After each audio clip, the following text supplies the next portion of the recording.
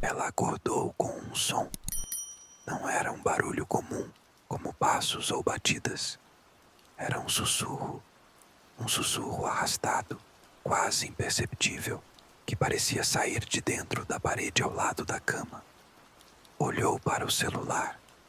3h27 da manhã. O silêncio da casa era espesso como fumaça. O sussurro voltava, repetindo palavras que ela não conseguia entender. Quando encostou o ouvido na parede fria, ouviu claramente. Alguém chamava seu nome. Isabel. Primeiro pensou que fosse um sonho. Depois, achou que algum fio solto da televisão estivesse produzindo ruído. Mas o sussurro estava ali, presente, quente, quase úmido, como se a parede respirasse. Tentou ignorar. Fechou os olhos. Mas quanto mais tempo passava, mais o chamado se tornava insistente e mais parecia entender frases. Está me ouvindo? Me tira daqui, por favor. Tateou o interruptor, acendeu a luz. Tudo parecia normal, mas, ao encostar a palma contra a parede, ela sentiu algo se mover do outro lado. Era sutil, como carne contra carne. E então veio o cheiro. Algo azedo, podre, úmido. Umidade não explicava aquilo. Era cheiro de coisa morta. Voltou a deitar, tremendo. Fechou os olhos com força. Tentou pensar em coisas felizes, em festas com os amigos, no cheiro do café da mãe, no toque das mãos do pai. Mas, quando quase pegava no sono, o sussurro voltou. E dessa vez, dizia outra coisa. Você me deixou aqui. Você prometeu. Você disse que voltava, mas nunca voltou. Ela nunca esqueceu aquela voz, porque era a sua. Isabel morava sozinha havia pouco mais de 2 meses. O apartamento era pequeno, num prédio antigo da zona norte da cidade. A vista dava para um pátio interno de muros descascados e fios cruzando o céu. Trabalhava como revisora de textos para uma editora e passava boa parte do tempo em casa. Sempre gostou do silêncio, da tranquilidade. Era introvertida, metódica e um tanto cética quanto a qualquer coisa que beirasse o sobrenatural. Na primeira semana, o prédio parecia tranquilo. Os vizinhos quase não faziam barulho e o zelador, um senhor de mais de 70 anos, falava pouco e andava arrastando os pés. Mas, com o tempo, Isabel começou a ter a sensação de que algo naquele apartamento não estava certo. Primeiro, o relógio da cozinha adiantava sozinho todas as noites. Depois, os livros que deixava empilhados ao lado do sofá apareciam abertos, com páginas dobradas que ela jurava não ter mexido. Ela tentou ignorar, racionalizava tudo. Culpa do estresse, das noites mal dormidas. Mas os sussurros começaram em uma madrugada gelada de maio. E a partir dali, a sensação de estar sendo observada nunca mais a deixou. Decidiu investigar discretamente. Não queria parecer paranoica, nem alarmar a mãe, que já se preocupava demais com ela morando sozinha. Começou a deixar o celular gravando áudio durante a madrugada. No primeiro dia, ouviu estática e o barulho comum do colchão. No segundo, silêncio absoluto. Mas na terceira gravação, às 3h27 da manhã, a voz apareceu, sussurrando o nome dela, 3 vezes seguidas, e depois, algo que a fez gelar até os ossos. Você também está presa aqui. Isabel levou o áudio a um técnico de som que trabalhava com a editora. Ele analisou o arquivo, fez os cortes, limpou ruídos e confirmou. A voz estava ali, baixíssima, mas audível e humana. Ela perguntou se podia ser interferência, rádio, vizinho. Ele balançou a cabeça. Essa frequência não é captada de fora. Está vindo do microfone. E o curioso é que essa voz parece muito com a sua. Aquilo a perturbou mais do que admitiu. Deixou o apartamento por 2 dias. Foi dormir na casa da mãe. Mas quando voltou, tudo estava igual. Imóvel. Tranquilo demais. Até que, na primeira madrugada, ouviu batidas leves na parede. 3 toques, seguidos de silêncio. Bateu de volta, uma batida. Esperou. Outra veio em resposta. Na noite seguinte, decidiu empurrar a cama para o meio do quarto. Ligou uma câmera no tripé, apontada para a parede. Colocou o celular no modo avião e começou a gravar. Ao amanhecer, assistiu à gravação. Por horas, nada. Mas às 3h27, a câmera tremeu levemente, sem que ninguém tocasse, e, por um segundo, uma sombra pareceu se projetar na parede. Uma sombra com contorno humano, parada, imóvel, como se esperasse. A câmera apagou logo em seguida, como se tivesse sido desligada manualmente. Quando tentou ligá-la, o cartão de memória estava corrompido. Naquela noite, ela não dormiu. Ficou sentada na poltrona do canto, abraçada a um travesseiro, encarando a parede. O sussurro voltou, mas não era só um. Eram 2, e logo depois, 3. Todos diziam o mesmo. Ela também ouve. Ela vê a gente.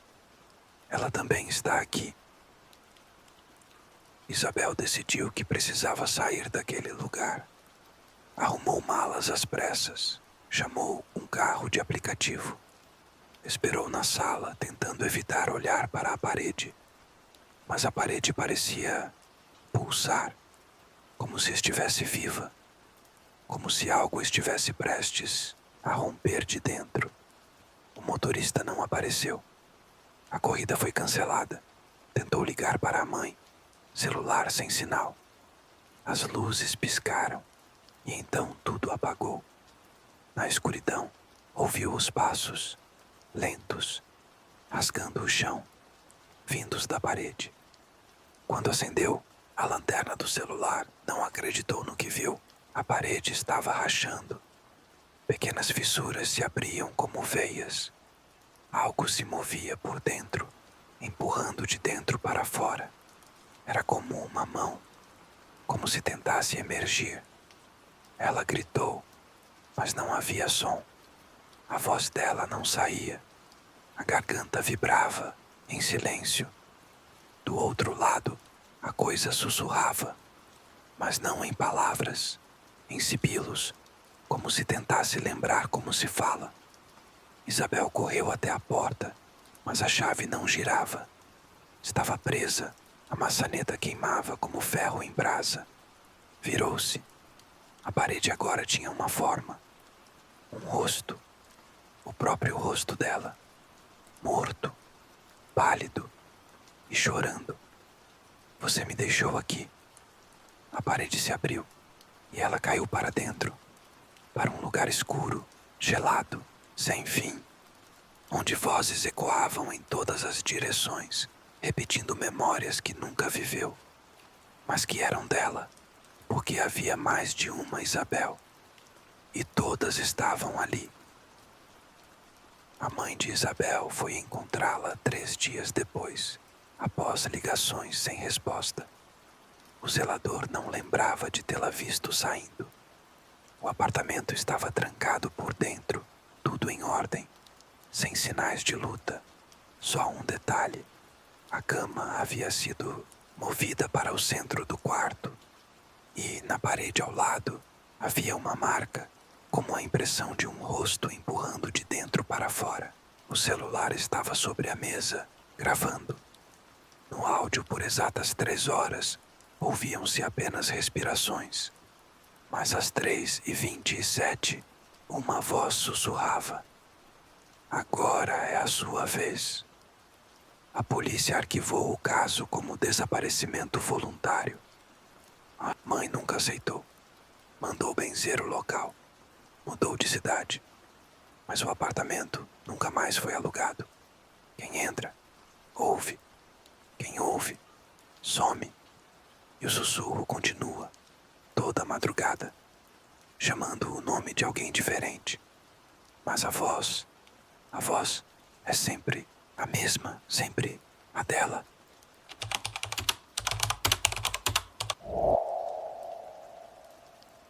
O som do motor do carro sumia aos poucos, conforme Samuel descia o pequeno barranco coberto de neblina. Estava sozinho. A estrada de chão batido havia se tornado intransitável após a chuva da madrugada. E agora, ele caminhava por entre as árvores, como quem adentra um limbo esquecido pelo tempo. O celular sem sinal. O vento carregado de vozes distantes. Tudo começou com uma viagem simples, uma visita à antiga casa do avô, falecido há poucas semanas.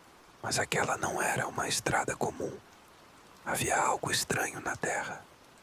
Ela afundava sob os pés como se respirasse, como se lamentasse. Ao longe, entre os troncos negros, uma figura se movia. Samuel parou. O vulto também parou. Quando ele deu um passo, a coisa imitou. Mas não era reflexo, não era humano. A presença não tinha rosto, e mesmo assim, sorria. O som que emergiu da mata era o de uma criança, ou várias. Risos abafados, engasgados, como se fossem soprados por bocas sem língua. Samuel tentou voltar, mas o caminho desaparecera atrás dele. Não havia mais estrada, não havia mais som de motor, apenas os olhos, brilhando nas árvores. Samuel nunca conheceu o lado materno da família.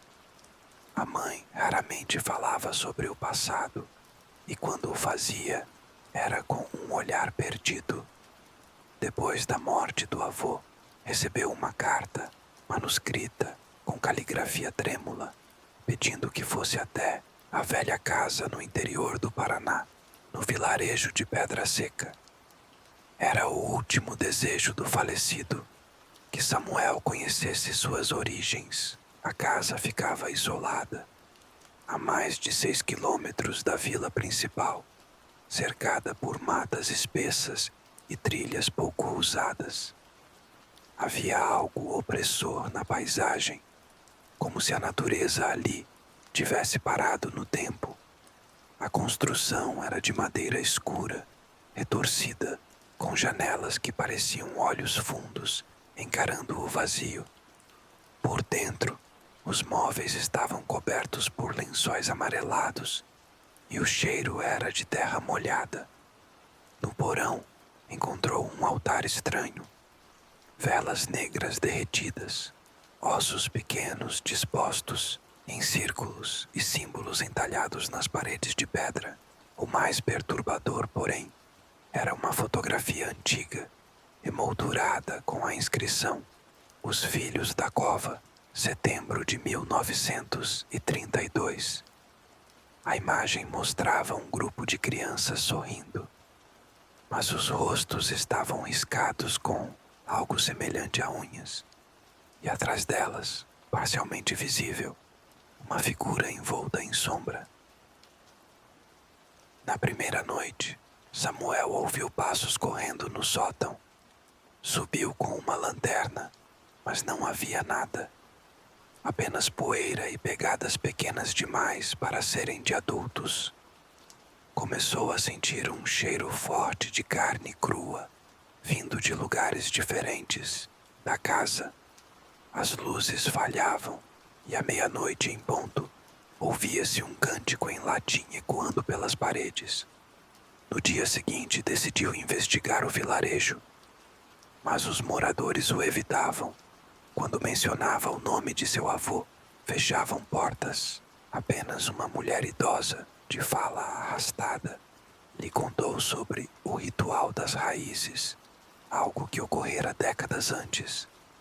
Disse que crianças foram entregues à terra e que desde então, nas noites de lua nova, elas voltavam para buscar os que restaram. Você carrega o sangue da oferenda, sussurrou antes de cuspir no chão. Assustado, Samuel tentou deixar o lugar, mas a estrada estava coberta por árvores caídas. Voltou à casa. No porão, o altar agora estava diferente. Os ossos haviam sido reorganizados.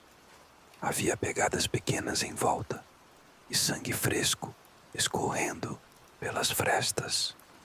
Naquela noite, ele viu, do lado de fora, dezenas de silhuetas pequenas entre as árvores, paradas. Elas o observavam em silêncio. Choveu durante toda a madrugada. Samuel trancou portas e janelas, mas às 3 da manhã acordou com o som de unhas arranhando a madeira. Dezenas delas. As risadas infantis ecoavam do lado de fora, circulando a casa. Quando olhou pela janela, viu os rostos, sem olhos, sem boca, apenas pele lisa e úmida. Um a um, começaram a surgir das sombras. Entraram por rachaduras impossíveis, escalaram pelas paredes, invadiram o sótão. Samuel correu para o porão, na esperança de selar o altar, mas lá encontrou a figura da fotografia, enorme, envolta em trapos sujos de sangue, flutuando a centímetros do chão. Sua cabeça era um amontoado de crânios infantis, unidos por raízes negras. Você é o último, murmurou a entidade, com uma voz feita de muitas vozes. As crianças começaram a descer as escadas de madeira podre, em silêncio, os olhos costurados com fios de ferro. O altar brilhou em vermelho, e a casa inteira tremia como se prestes a ser engolida pela terra. Quando Samuel tentou correr, sentiu os braços pequenos o segurarem, puxando-o para o chão. A figura se aproximou, e então tudo escureceu. Encontraram a casa dias depois, sem sinais de luta, sem rastros, apenas um espelho no centro da sala, que não estava lá antes. Quem olha no espelho, dizem, vê ao fundo uma figura parada no porão, um homem com expressão de pavor congelada no rosto. Mas o mais perturbador é o que está ao lado dele. Crianças, sempre as mesmas, sempre no mesmo lugar. Os moradores de Pedra Seca evitam passar perto da casa. Às vezes, ouvem risadas vindas de dentro. Às vezes, vozes. A casa está vazia, mas a terra ao redor dela respira. Dizem que Samuel foi o último sangue necessário, que agora os filhos da cova caminham novamente e esperam. À noite, a estrada que leva à casa às vezes aparece, às vezes não. E há quem diga que, ao parar o carro ali, algo sussurra no ouvido do motorista. Volte para casa, as raízes sentem sua falta. O espelho permanece lá, intocado, mas há quem jure que ele está se tornando uma janela e que, ao ser totalmente preenchido, o que está do outro lado poderá atravessar, e então haverá colheita.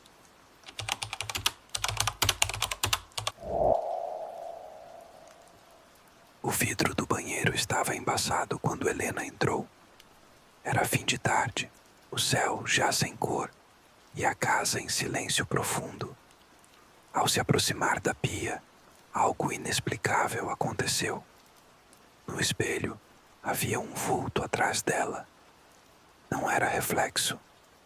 Era mais denso, mais escuro do que a parede branca atrás. Assustada, ela virou-se rapidamente, mas o corredor estava vazio. Voltou o olhar ao espelho e viu nada. O vulto havia sumido. Pensou que fosse cansaço, ou talvez os olhos pregando peças. Ligou a torneira, lavou o rosto, respirou fundo. Quando ergueu a cabeça de novo, o espelho a recebeu com outra imagem. Ela mesma, mas sorrindo. Um sorriso que ela não estava fazendo. Um sorriso estranho, torcido, sutil demais para ser notado de imediato, mas visivelmente errado. Ela piscou e a imagem se normalizou. Assustada, saiu do banheiro com pressa, sem apagar a luz. Naquela noite, enquanto jantava, ouviu um estalo vindo lá de dentro, como se o espelho tivesse trincado. Mas, ao ir verificar, não havia nenhuma rachadura, apenas o próprio reflexo. Ou talvez não só ele. Havia algo mais, uma sombra atrás, imóvel, como se esperasse.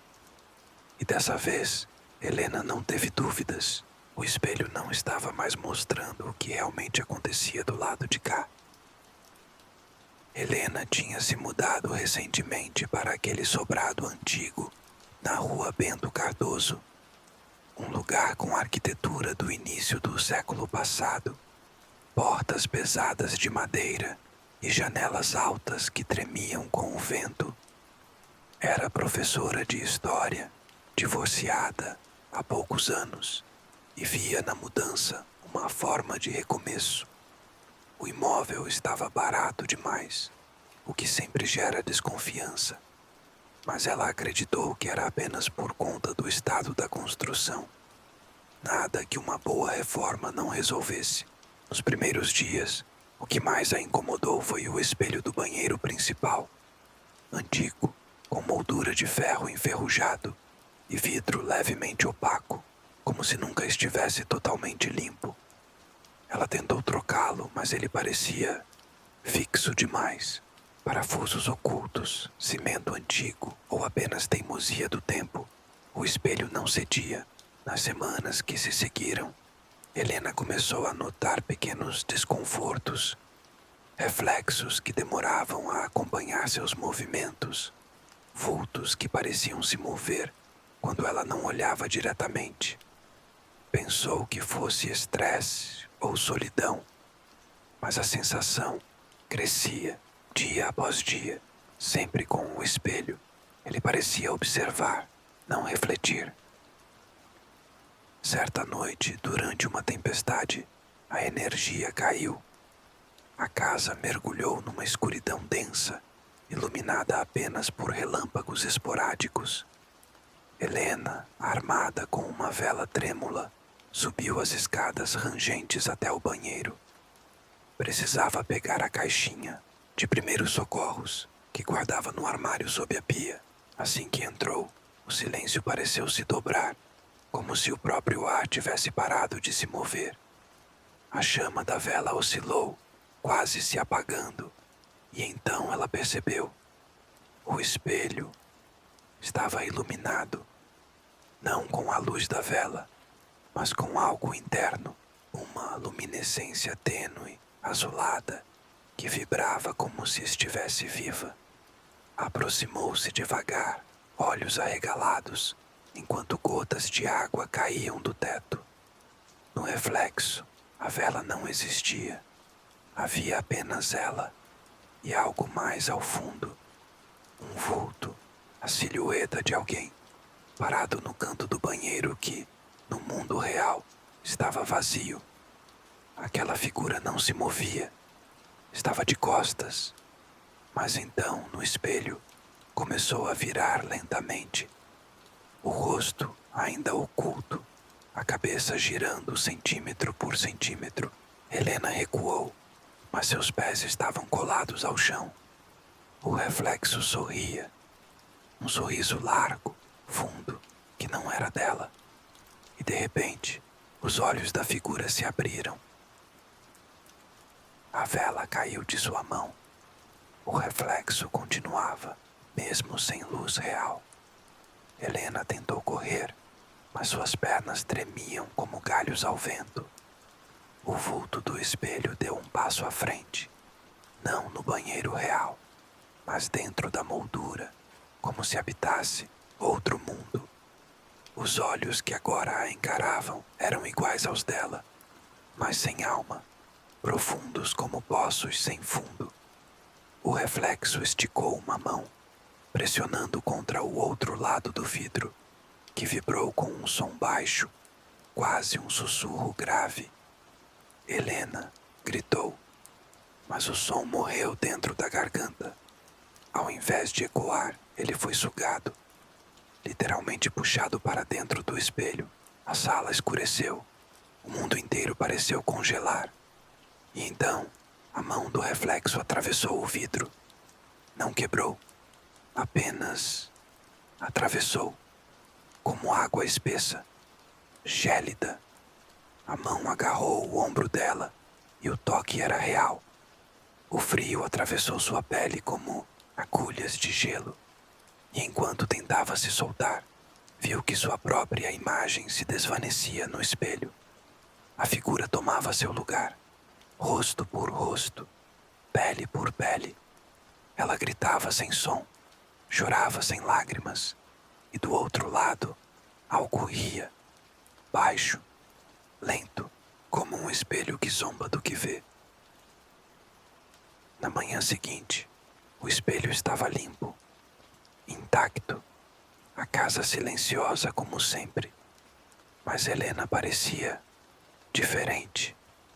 Os vizinhos notaram seu olhar fixo demais, seu jeito de sorrir sem motivo, como se respondesse a vozes que só ela ouvia. Ela voltou a dar aulas, a viver, a existir, mas nunca mais foi vista entrando no banheiro durante o dia, só à noite, e sempre com a porta trancada. Uma colega de trabalho, intrigada com o sumiço da antiga Helena, visitou sua casa certa vez. Achou tudo normal, até entrar no banheiro. O espelho estava lá, antigo, imutável, mas refletia algo estranho. Um rosto no fundo, quase apagado, chorando. Quando comentou com Helena, ela apenas riu. Um riso baixo, contínuo, e disse: às vezes o reflexo cansa de imitar e começa a desejar o outro lado. Desde então a casa ficou vazia.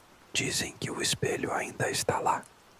E quem se olha muito tempo nele, começa a ver algo sorrindo atrás, mesmo que esteja sozinho, mesmo que tenha certeza de que ninguém está por perto, mesmo que já tenha quebrado o espelho, porque não é o vidro que guarda o reflexo, é o reflexo que guarda o vidro.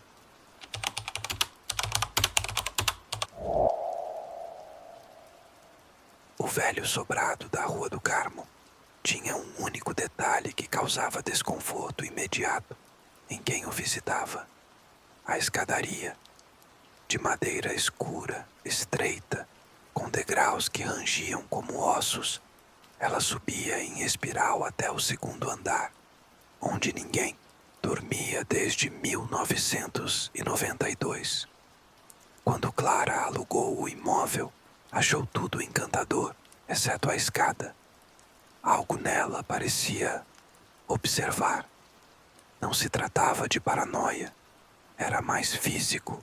Toda vez que passava diante dela, mesmo sem subir, sentia-se acompanhada por uma presença invisível.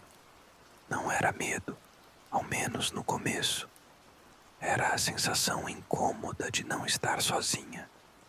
No quarto dia, Clara acordou com a nítida impressão de que havia alguém no andar de cima.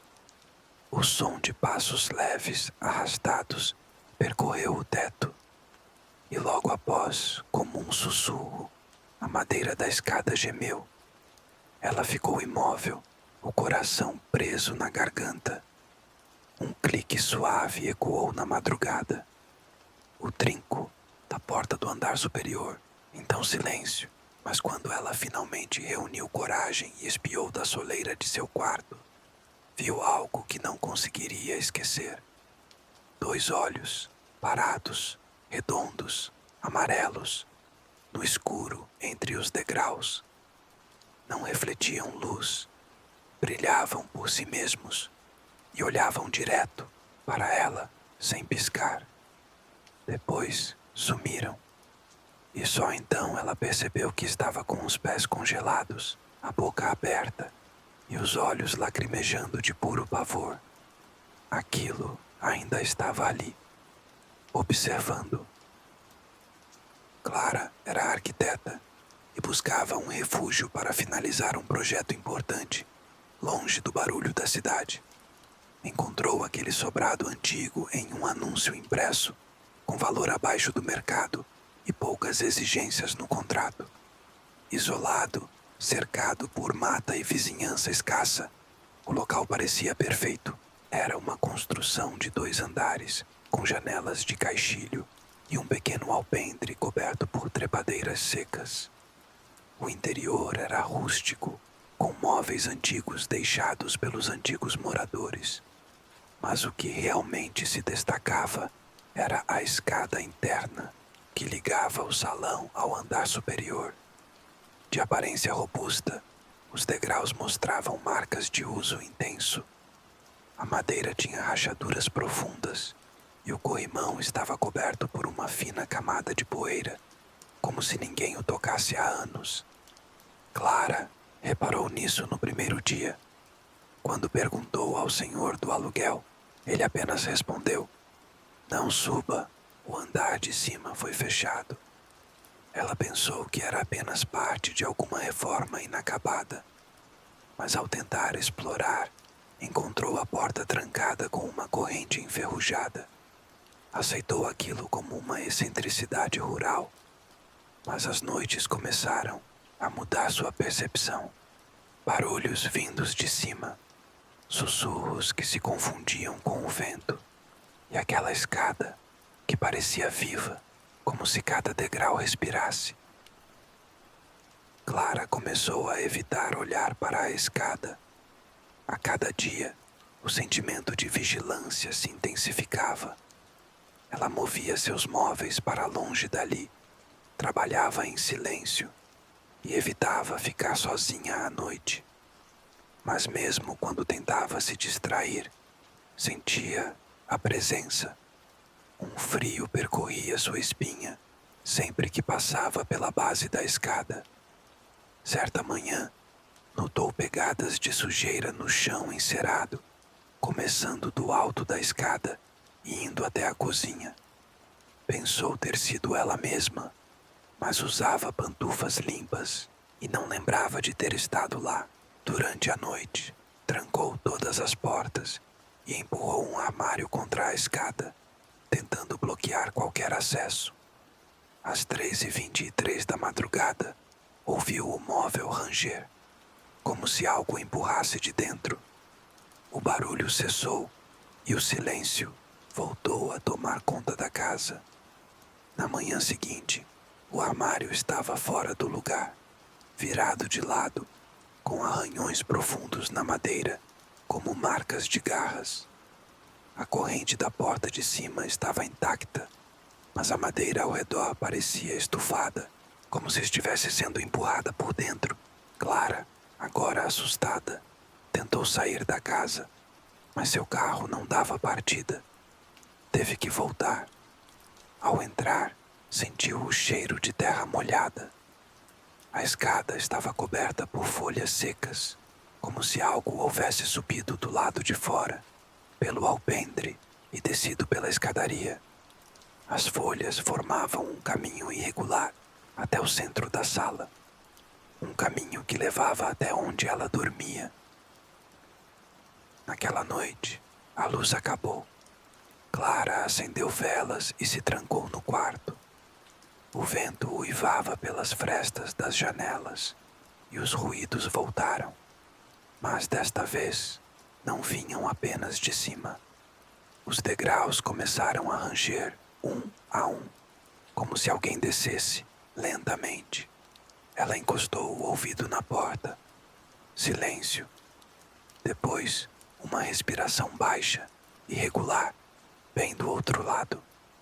A maçaneta girou, mas a porta estava trancada. Um sussurro quase inaudível penetrou o cômodo. Você viu? A vela apagou sozinha. O quarto mergulhou na escuridão total. Clara tateou até o canto mais distante, chorando em silêncio. Um novo som surgiu. Garras arranhando madeira, se aproximando. Ela tentou gritar, mas sua voz não saiu. A porta se abriu com violência, batendo contra a parede. Os olhos estavam lá. Não só 2, 4, 6. Pequenos, amarelos, brilhando como brasas.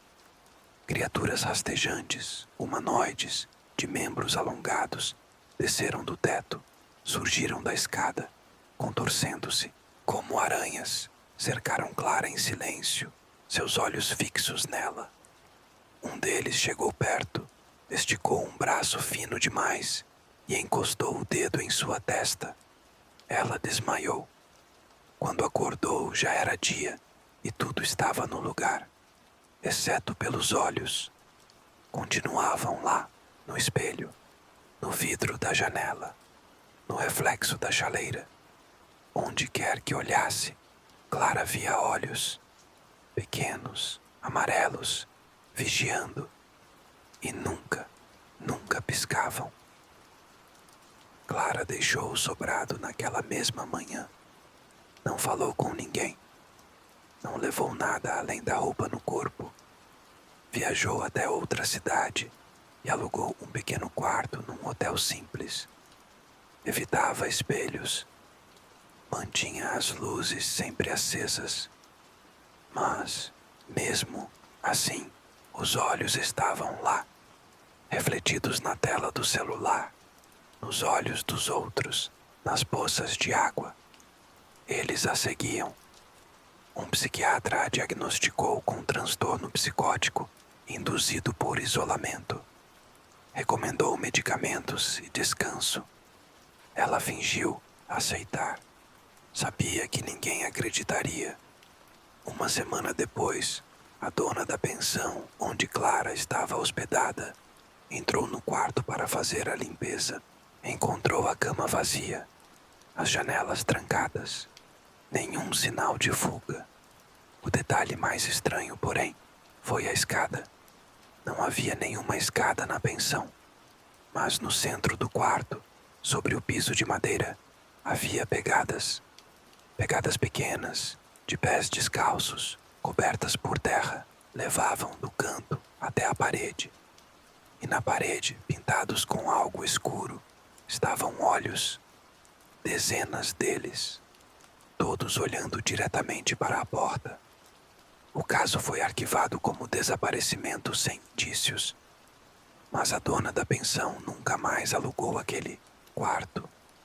Disseram que à noite, quando a porta fica aberta, é possível ouvir madeira rangendo sozinha, como se alguém subisse ou descesse uma escada que não está lá.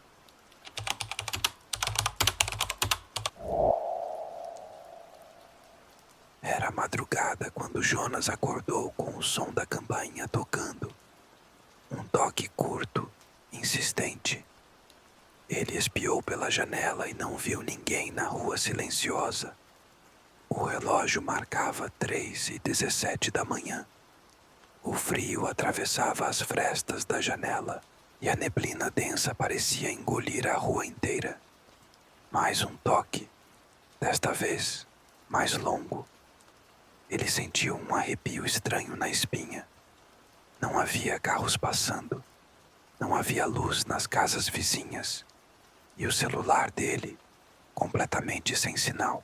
Jonas desceu lentamente as escadas, cada degrau rangendo como se reclamasse da presença dele. Ao alcançar a porta, espiou pelo olho mágico e viu escuridão, como se algo estivesse bloqueando a visão.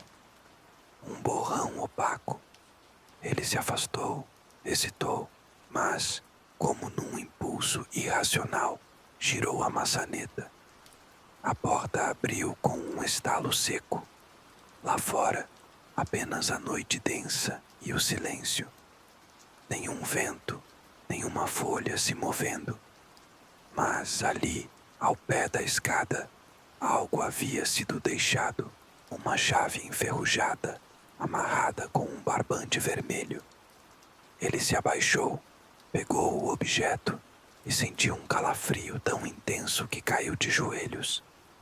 A chave estava absurdamente gelada, como se tivesse sido retirada de um bloco de gelo.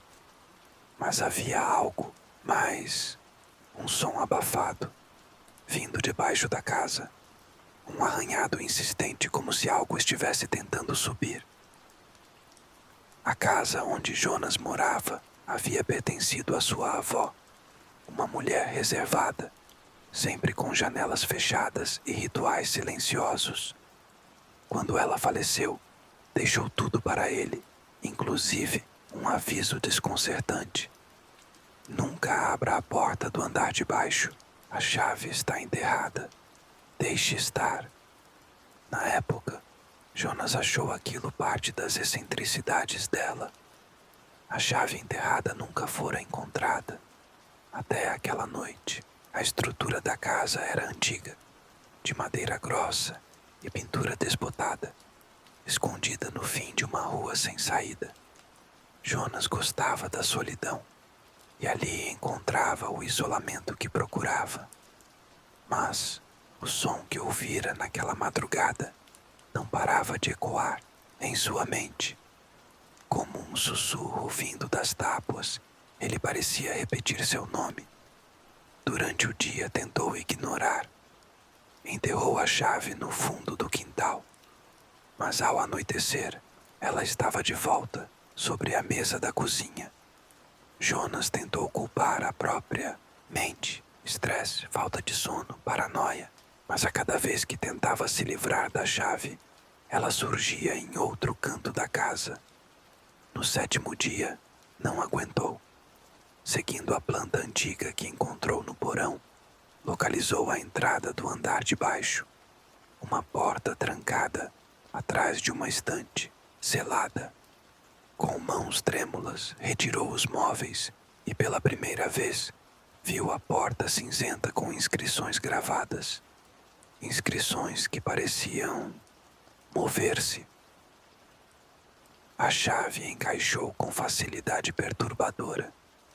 Quando girou, sentiu um estalo seco e, em seguida, um cheiro pútrido escapou por uma fresta, como se abrisse um túmulo lacrado havia séculos. Jonas acendeu uma lanterna e desceu os degraus cobertos de poeira. O ar ficava mais pesado a cada passo. Não havia sinais de que alguém tivesse estado ali recentemente, mas as paredes pareciam pulsar, como se respirassem. No fundo, uma única lâmpada pendurada oscilava, iluminando mal uma cadeira no centro da sala. Amarrada à cadeira, uma boneca de porcelana sorria. Ela usava um vestido antigo, igual ao da avó de Jonas em fotos antigas. A boneca tinha algo preso ao colo, um bilhete escrito à mão, com a mesma caligrafia da avó. Você abriu. Agora não há volta. Ele engoliu seco. A boneca caiu no chão e não quebrou. Ficou ali, com os olhos abertos, como se esperasse algo. Uma das paredes da sala se moveu, revelando um corredor estreito. A escuridão era quase líquida. Jonas não sabia se era o som de goteiras ou sussurros abafados, mas seguiu, sentindo-se observado a cada segundo. Então, viu, nas paredes, centenas de fotos dele, dormindo, comendo, tomando banho. Registros de todos os dias desde que se mudara. As fotos iam ficando mais antigas quanto mais ele avançava. Algumas o mostravam ainda criança, dentro daquela casa, mas ele nunca morou ali quando pequeno. Em uma imagem, ele aparecia chorando, cercado por figuras de rosto coberto, mãos enrugadas apontando para ele. No fim do corredor, uma sala circular, com velas apagadas, desenhos no chão e manchas de algo que não queria identificar. No centro, uma mulher de cabelos longos e pele acinzentada, sentada de costas. Jonas parou, a lanterna tremia. Quando ela se virou, o rosto era o da avó, mas deformado, flácido, com olhos sem íris. Você não devia ter descido. Ela sussurrou. A porta atrás dele se fechou sozinha, trancando-o. As velas se acenderam sozinhas. A mulher se levantou, mas seus pés não tocavam o chão. Você me acordou, Jonas. Agora vai ver o que ela via. Ela encostou um dedo em sua testa e naquele instante a realidade se rompeu. Ele viu fragmentos de torturas, rituais, gritos, de vozes familiares. Sentiu seu corpo levitar, a dor pulsando em ondas. As paredes choravam sangue, as fotos queimaram e a voz da avó, ou o que restava dela, repetia sem parar. A casa é uma prisão e você é o novo guardião. Jonas gritava, mas o som não saía. A boneca surgia em cada canto, assistindo. Na manhã seguinte, a casa parecia vazia. A estante havia voltado ao lugar. Nenhuma porta escondida, nenhuma chave. Mas um novo morador, dias depois, contou à imobiliária que sempre que acordava às 3h17 da manhã, ouvia passos no andar de baixo, mesmo que o imóvel não tivesse porão. Ele também encontrou uma boneca e uma fotografia antiga na gaveta da cozinha. Jonas, sentado na cadeira no centro da sala, com olhos arregalados. O rosto estava pálido, rígido, mas respirava. O novo inquilino tentou dormir na noite seguinte, mas acordou com o som de algo arranhando sob o chão de madeira. Um som leve, mas persistente. E no reflexo da televisão desligada, viu algo atrás de si. Algo com o rosto de sua própria avó. Ninguém ficou naquela casa por mais de 3 dias. Alguns disseram que ela mudava por dentro, que os cômodos trocavam de lugar. Outros afirmaram ter visto luzes no andar de baixo, mesmo sem janelas. Até hoje, ninguém conseguiu explicar os relatos. A única constante era sempre a mesma chave, com um barbante vermelho, e o toque da campainha. Às 3h17 da manhã.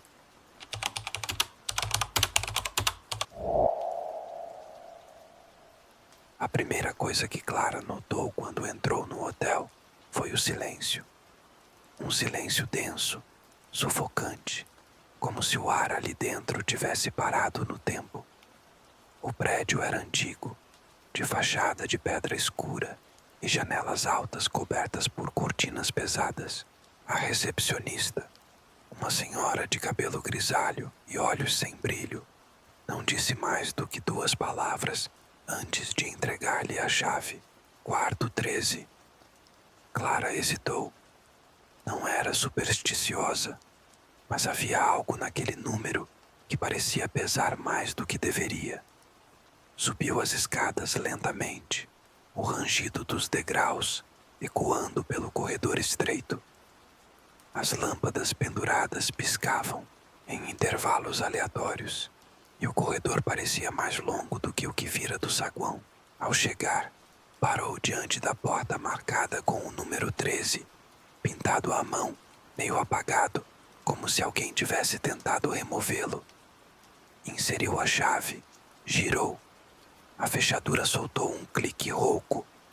Ao entrar, Sentiu uma lufada de ar frio, mesmo com todas as janelas fechadas.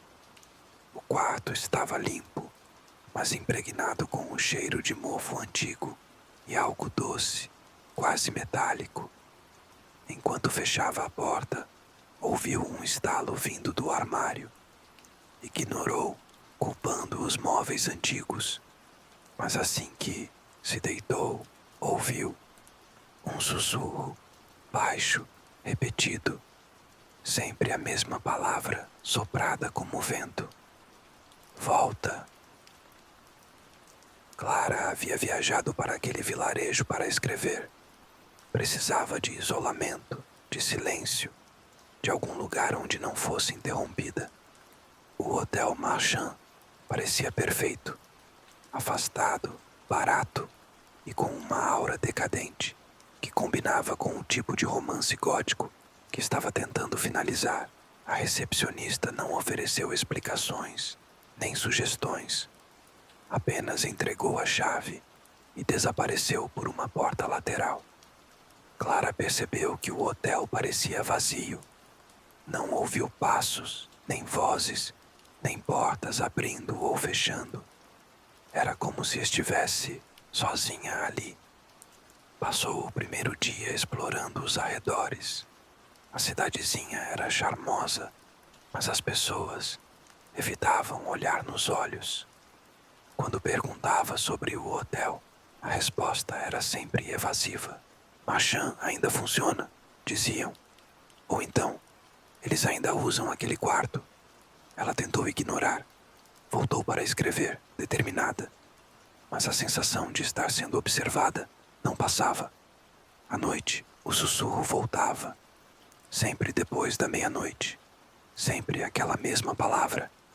Volta. Clara levantava, acendia todas as luzes, verificava o armário, olhava debaixo da cama. Nada. Tentou registrar o som com o gravador do celular, mas o arquivo sempre ficava em silêncio absoluto. Foi no terceiro dia que encontrou o bilhete escondido, atrás do espelho. Se ouvir batidas 3 vezes, não abra a porta. Se ouvir 4, reze. Naquela noite, os sussurros vieram mais cedo. Clara tentava escrever, mas as palavras não fluíam. Sentia-se drenada, como se a energia da casa se alimentasse dela. Às 11h42, ouviu a primeira batida. Seca, firme. Ficou imóvel. A segunda veio logo depois. O coração acelerou. Terceira. Silêncio. Ela trancou a porta, afastou a mesa, encostou uma cadeira. Então, uma quarta batida, mais forte, seguido por um arranhado lento. Alguém, ou algo, estava do lado de fora, respirando, murmurando. Ela segurou o celular, mas estava sem sinal. A tela piscava, tremia. Os ponteiros do relógio giravam descontroladamente. Clara se encolheu no canto do quarto, olhos fixos na porta. A maçaneta girou uma vez, 2. Parou. Quando o silêncio voltou, ela se arrastou até a cama, com os olhos ainda fixos na entrada. Dormiu sem querer, vencida pelo medo. Ao acordar, percebeu algo estranho. A porta estava destrancada e a cadeira movida. O bilhete atrás do espelho havia sumido. Em seu lugar, uma nova mensagem. O quarto sabe que você o ouve. Ela tentou sair, mas a escada do hotel parecia não levar a lugar nenhum. Quando desceu, voltou ao mesmo corredor. O número 13 brilhava, como se a tinta estivesse fresca. Mas ela tinha certeza de que não saíra de lá ainda. Na noite seguinte, Clara decidiu gravar tudo. Posicionou câmeras improvisadas com o celular e o notebook. À meia-noite, apagou as luzes, deitou-se e esperou. O relógio marcava 12h23, quando a porta tremeu. 3 batidas. Depois, silêncio. Então, uma quarta.